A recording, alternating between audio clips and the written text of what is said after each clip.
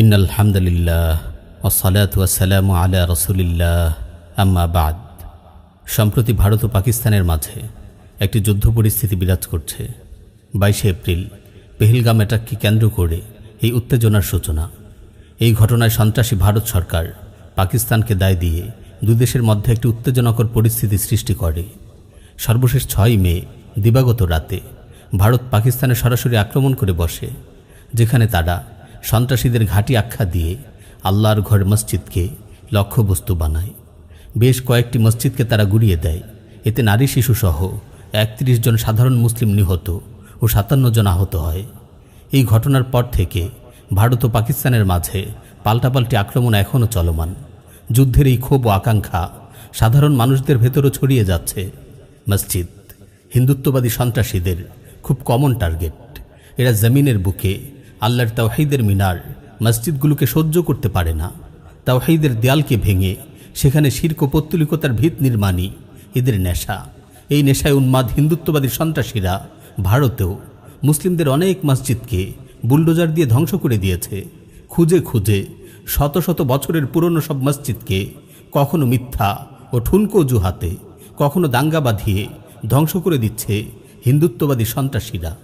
এই হীন উদ্দেশ্য সাধনে সরকারিভাবেও হাতে নেওয়া হচ্ছে নানা প্রকল্প, প্রণয়ন করা হচ্ছে হিন্দুত্ববাদী বিভিন্ন আইন। হিন্দুত্ববাদী সন্ত্রাস কর্তৃক বাবরি মসজিদকে শহীদ করার মধ্য দিয়ে মসজিদ ধ্বংসকরণের প্রক্রিয়া শুরু হয়। সেই প্রক্রিয়ার সন্ত্রাসী হাত এখন প্রসারিত হচ্ছে ভারত জুড়ে প্রতিষ্ঠিত সকল ঐতিহাসিক মসজিদের দিকে। বারাণসীর জ্ঞানপাপী মসজিদ, মাথুরার শাহী ঈদগাহ মসজিদ, দিল্লির বিশ্ববিখ্যাত কুতুব মিনার, এরকম বিখ্যাত মসজিদগুলো সহ আর অনেক মসজিদকেই তারা মন্দিরে রূপান্তরিত করার জন্য পায়তারা চালিয়ে আসছে। প্রিয় মুসলিম উম্মাহ, হিন্দুত্ববাদী সরকার সাম্প্রতিক এই যুদ্ধ পরিস্থিতিতে ইসলাম ও মুসলিমকেই টার্গেট করেছে। তারা আল্লাহর ঘর মসজিদকে সন্ত্রাসীদের ঘাঁটি আখ্যা দিয়ে আঘাত এনেছে, সাধারণ মুসলিমদের হত্যা করেছে, আহত বানিয়েছে। হিন্দুত্ববাদী ভারতের বর্তমান প্রতিটি পদক্ষেপই যেন ইসলাম ও মুসলিমদের বিনাশে সংগঠিত হচ্ছে। আমরা মনে করি এসব প্রত্যেকটি ঘটনাই গাজওয়াতুল হিন্দের উদ্ভাবনী পদক্ষেপ। বর্তমানে উপমহাদেশের প্রত্যেকটি দেশেরই অভ্যন্তরীণ রাজনীতি, ভূরাজনীতি ও আন্তর্জাতিক রাজনীতি উত্তপ্ত ও উত্তেজনাকর পরিস্থিতিতে আছে। বিশেষভাবে পাকিস্তান, ভারত, বাংলাদেশ এই 3টি অঞ্চলকে ঘিরে বৈশ্বিক পরাশক্তিগুলোর দ্বন্দ্ব আরও সুস্পষ্টভাবে সামনে আসতে যাচ্ছে।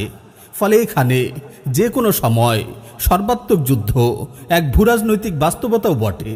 সর্বোপরি উপমহাদেশের সার্বিক পরিবেশ গাজওয়াতুল হিন্দের জন্য প্রস্তুত হয়ে আসছে এবং আমরা সেই যুদ্ধের দ্বার প্রান্তেই দাঁড়িয়ে আছি।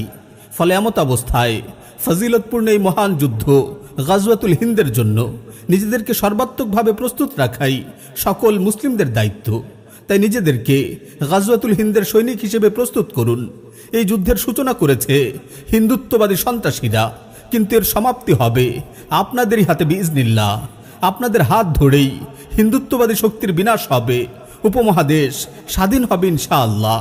মনে রাখবেন, একটি সর্বাত্মক যুদ্ধই এখানকার রাজনৈতিক বাস্তবতা।